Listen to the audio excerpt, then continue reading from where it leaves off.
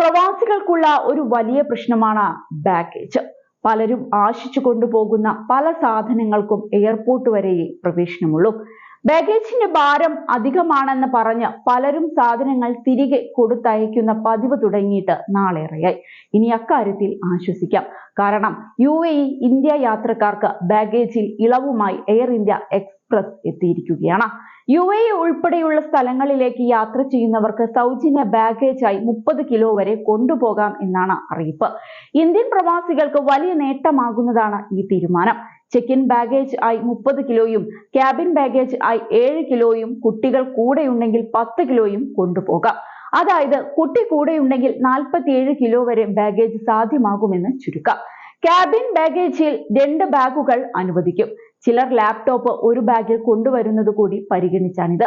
2 ബാഗുകൾ ക്യാബിൻ ബാഗേജിൽ അനുവദിക്കുമെങ്കിലും രണ്ടിന്റെയും മൊത്തം തൂക്കം 7 കിലോ മാത്രമേ വരാൻ പാടുള്ളൂ. സീറ്റിന് താഴെയോ കയ്യിലോ പിടിക്കാൻ പറ്റുന്ന ബാഗുകളായിരിക്കണം ഇവ. കുടുംബങ്ങളുമായി ഒരുമിച്ചുള്ള യാത്രകളാണെങ്കിൽ കുട്ടികൾക്കായി 10 കിലോ കൂടി അധിക ചെക്ക് ഇൻ ബാഗേജ് അനുവദിക്കുമെന്നതും നേട്ടമാണ്. അടുത്തിടെ ഇന്ത്യയിൽ നിന്ന് ഗൾഫിലേക്ക് വരുന്ന യാത്രക്കാർക്ക് ബാഗേജ് പരിധി എയർ ഇന്ത്യ കൂട്ടിയിരുന്നു. 20 കിലോയിൽ നിന്ന് 30 കിലോയാക്കിയാണ് ഉയർത്തിയത്. ജനുവരി 15 മുതൽ ടിക്കറ്റ് എടുക്കുന്നവർക്ക് ഈ ആനുകൂല്യം ലഭിക്കുന്നുണ്ട്.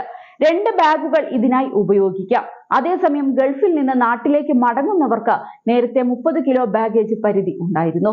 ബാഗേജ് ഇല്ലാത്ത യാത്രക്കാർക്ക് തിരഞ്ഞെടുക്കാൻ നല്ലത് എക്സ്പ്രസ് ലൈറ്റ് വിമാന യാത്രയാണ്.